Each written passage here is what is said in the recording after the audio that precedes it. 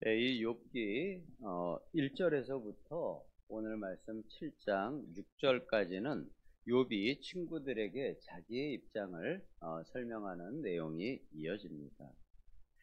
욥의 주장은 이거죠. 자신에게 일어난 일은 이 인간 사회의 도덕적 질서 속에서 볼 때 욥이 이해할 수도 없고 설명할 수도 없다고 주장합니다. 거기에서는 고난의 이유에 대한 답을 스스로가 찾을 수가 없습니다.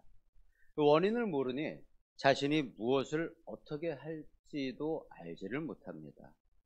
답은 찾을 수가 없고 현실은 너무 힘드니까 차라리 죽는 것이 낫다고 표현을 합니다. 자신은 이러한 고민을 하고 있는데 친구들은 와서 계속 인과응보의 논리로 욥을 정죄합니다. 우리가 교회에서도 성도들 간의 믿음의 대화를 할 때 보면은 신앙을 잣대로 다른 성도를 정죄하거나 아니면은 세상을 비판하는 데 있어서 세상 사람들보다 더 사납게 비판을 하는 성도들이 간혹 있습니다. 그런 성도님들이나 지금 욥의 친구들의 논리가 틀리지는 않습니다. 하지만 하나님의 진리에 맞지도 않습니다. 그것에 대해서 이제 욥이 이 욥기가 계속 풀어가고 있는 것입니다. 믿음의 사람은 내 마음을 먼저 확인을 해야 합니다. 내 신앙의 동력이 무엇인지, 내 신앙의 자랑이 무엇인지, 내 신앙의 기준이 무엇인가를 항상 나 스스로 확인을 하고 찾아보아야 합니다. 욥의 친구들은 욥의 비명을 지금 듣지 않고 있습니다. 욥의 비명은 이것이죠. 나는 도덕적 질서를 벗어나지 않았다. 그런데 이 고난이 왔다. 하나님이 도대체 무엇을 하시려는 건지 나는 모르겠다. 그렇지만 나에 대해서는 너희들보다 내가 더 잘 알고 있다. 주장을 합니다. 이렇게 친구들과 대화를 하던 욥이 7절부터는 하나님을 향해 돌아서서 하나님께 이야기를 합니다. 불평하는 것이죠.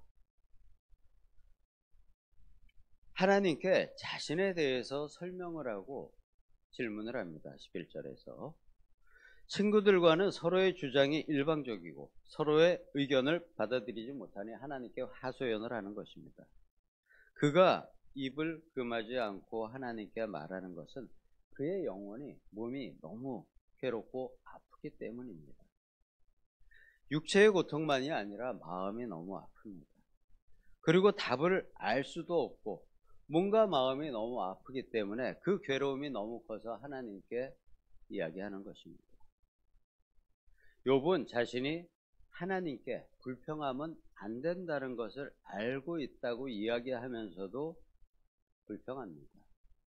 그만큼 내가 힘들고 내가 버겁다라고 하나님께 이야기하는 것입니다. 하지만 이렇게 내 마음이 아플 때 그 심정을 누군가에게 이야기하는 것은 결코 나쁘지 않습니다. 우리 며칠 전에 다니엘 기도에 나왔던 강사 목사님도 그렇게 이야기하시더라고요. 본인은 성장 과정에서 청년 때에 너무 힘들었지만 울 수가 없었다고. 울 필요가 없었다고. 왜냐하면 너무 외롭고 혼자였기 때문에 자신이 울어봐야 그 눈물을 보여주거나 받아줄 사람이 아무도 없었다는 거죠. 그렇기 때문에 본인은 눈물이 말랐었다고 표현을 하는 목사님이 계셨습니다. 하지만 욥은 지금 이렇게 친구들이 있고 또 자신의 아버지인 하나님께 자신의 괴로움을 이야기하고 있는 것입니다. 이렇게 너무 힘들 때, 자식이 너무 아플 때 나의 아픔을 부모에게 이야기한다면 부모가 싫어할까요? 그러지 않죠. 차라리 이렇게 친구들에게, 부모에게 이야기할 수 있다는 것은 결코 나쁜 것이 아닙니다. 12절에서 자신이 바다 괴물이 아님을 고백합니다. 성경에서 바다의 의미는 세상의 혼란과 재앙을 의미하죠. 그런데 바다 괴물이라는 것은 바로 그 혼돈과 재앙을 일으키는 원인, 주체를 말합니다. 욥은 자신이 이렇게 세상에 혼란을 일으키거나 재앙을 일으킨 원인 제공자가 아니라고 하나님께 고백을 합니다. 그러한 인물이 되지를 않는다는 거죠. 그럼에도 자신이 받는 재앙이 너무 크다고 하소연을 합니다. 스스로 감당하기에 너무나 버겁습니다. 그리고 이어지는 13, 14절에서는 자신이 잠을 자는 동안만이라도 편하고 싶은데 하나님께서는 꿈에서도 욥을 놀라게 하시고 환상 가운데에서도 두렵게 합니다. 차라리 내 생명을 놓고 싶은데 하나님은 생명을 놓아주신지도 않습니다. 욥은 생명의 주관자가 누구인지를 잘 알고 있는 것이죠. 욥은 하나님이 이 고난을 주관하고 계시는 것을 계속해서 고백하며 자신의 생명을 거두시지 않는 고통도 이야기합니다. 이는 욥기의 1장, 2장에서 하나님과 사단 사이에 있었던 대화, 그리고 하나님의 허락사항이었는데 욥의 입에서 지금 이 사건의 주제가 언급이 되고 있는 것입니다. 16절에서는 자신이 생명을 놓고 싶은데 하나님은 자신의 생명을 거두지 않으심을 고백합니다. 그리고 17절에서 아주 놀라운 고백을 합니다. 사람이 무엇이기에 그를 크게 만드사 그에게 아픔을 두시고 아침마다 권장하시며 순간마다 단련하시나이까. 주께서 내게서 눈을 돌이키지 아니하시며 내가 침을 삼킬 동안에도 나를 놓지 아니하시기를 어느 때까지 하시리. 자신이 받는 고통 하나하나에 하나님께서 개입을 하고 계시다는 것을 고백하고 있는 것입니다. 욥은 자신의 이 고난 그 1초 1초까지 하나님께서 주관하고 계신다는 것을 알고 있다는 것이죠. 이 구절을 제가 사람과 그라는 3인칭 단어를 욥이라는 1인칭으로 바꾸어서 새 번역으로 한번 읽어드려 보겠습니다. 내가 무엇이라고 주님께서 나를 대단하게 여기십니까? 어찌하여 나에게 마음을 두십니까? 어찌하여 아침마다 나를 찾아오셔서 순간순간 나를 시험하십니까? 언제까지 내게서 눈을 떼지 않으시렵니까? 내가 침을 꼴깍 삼키는 그 짧은 동안이라도 나를 좀 내버려 두실 수 없으십니까? 라고 하나님께 고백을 합니다. 이 구절과 대꾸가 되는 성경 구절이 시편 8편 말씀입니다. 사람이 무엇이기에 주께서 그를 생각하시며 인자가 무엇이기에 주께서 그를 돌보시나이까. 그를 하나님보다 조금 못하게 하시고 영광과 존귀로 관을 씌우셨나이까. 주의 손으로 만든 것을 다스리게 하시고 만물을 그의 발 아래. 하나님께서 우리를 창조하신 사람이라는 존재의 영적인 위치, 세상에서의 위치에 대한 놀라운 고백을 합니다. 그러면서 나의 하나하나 순간순간까지 하나님께서 주관하시며 나에게 축복을 주고 있다는 것을 시편 8편에 기자가 고백을 하고 있습니다. 시편에서는 지금 믿는 성도에게 주시는 축복의 내용이고 욥기는 하나님께서 성도의 믿음을 만들어 가시는 과정에 대한 설명입니다.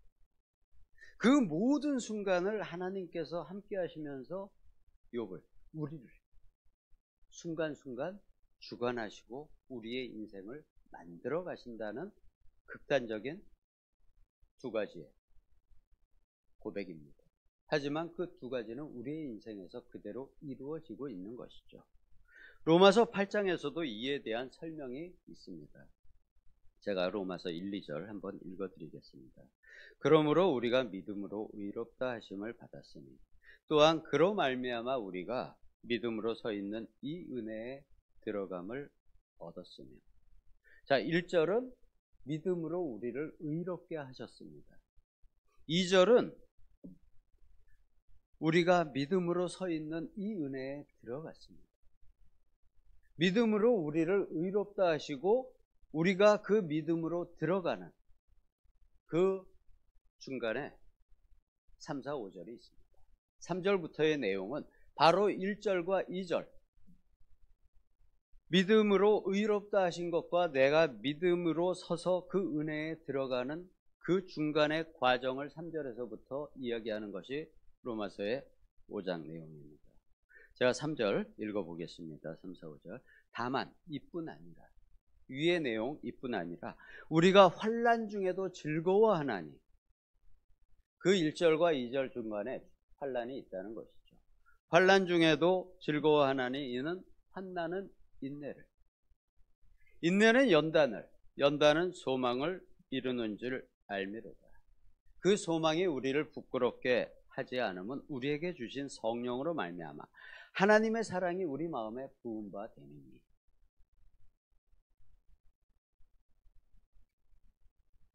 이 환난과 소망을 이루는 중간에 인내와 연단의 과정이 있습니다.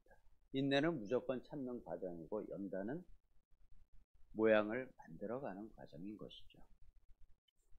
우리가 이렇게 믿음으로 서는 은혜에 들어가기 위해서는 환난으로 인내를 만들어가고 또 내 마음에서 인내가 연단으로 발전이 되어가고 그 연단을 통해서 하나님께서 모양을 만들어 가시는, 조각하는 그 과정을 통해서 우리의 소망이 이루어지는 과정을 거쳐야 우리의 믿음이 은혜 안에 들어가게 된다는 것이죠.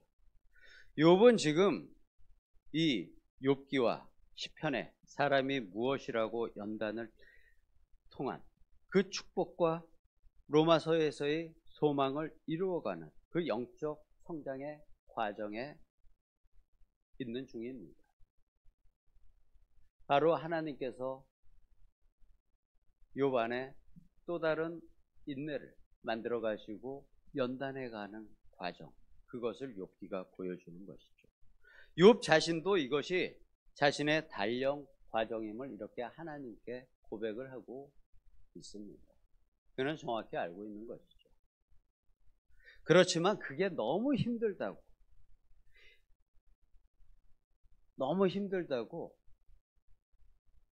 아버지 나 힘들어요, 친구들아 나 지금 너무 힘들어 라고 이야기하고 있는 것입니다.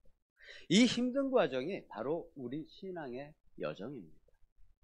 아브라함도 요셉도 모세도 믿음의 사람 다윗도 거쳐간 믿음의 위대한 조상들이 갔던 길을 욥도 하나님의 보호와 그 지켜보심 아래서 이 길을 가고 있습니다. 욥도 하나님의 그 보호, 하나님께서 그 한순간도 놓지 않고 나를 지켜보고 있음을 고백을 하고 있는 것이죠. 그런데 이 길은 우리에게도 동일합니다. 하나님께서 지금 주고 계십니다.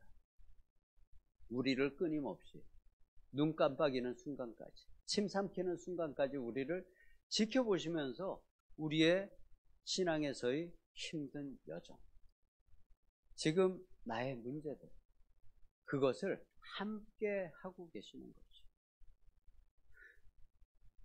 예수님이 나와 동행하여 주시고 내가 힘들 때는 나를 업고서 가시는 두 개의 발자국 또는 하나의 발자국으로 주님께서, 아버지께서 나와 나를 외롭게 두시지 않고 이렇게 동행하고 있음을 욥이 고백을 합니다.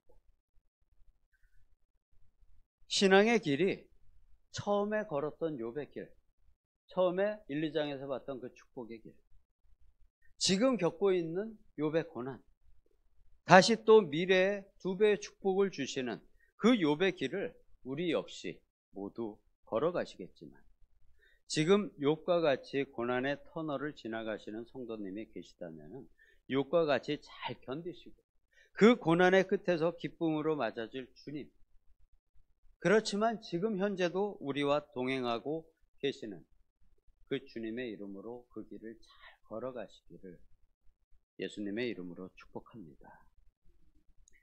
주님은 욥을 눈동자같이 지켜보시는 그 하나님처럼, 욥을 그렇게 지켜보시는 하나님처럼 우리도 우리의 옆에서 지켜보시는, 이야기 드렸듯이 우리와 함께 손잡고 동행하고 계십니다. 그리고 내 마음에 들어와서 내 안에 내주하시면서, 또 필요할 때는 임재하시면서 나에게 사역에 필요한, 내 삶에 필요한 은사를 주시고, 또 내 마음을 연단시켜 가시면서 내주하시는 그 예수님과 함께 잘 주님을 지켜보시고 찾으시고 함께 하시기 바랍니다. 네, 제가 기도하겠습니다. 욥이 무엇이기에, 또 내가 무엇이기에 그를 마음에 두시고 아침마다 단련시키고 눈을 돌이키지 않으시며 그가 침을 삼킬 동안에도 놓지 않으시는 우리 아버지 하나님, 우리에게도 그같이 하시고 또 주님을 우리 마음에 보내주셔서 평생 동행하게 하심에 감사드립니다. 우리 마음에 오신 주님을 한순간도 놓치지 않고 함께 동행하시기를 예수님의 이름으로 기도드립니다. 아멘.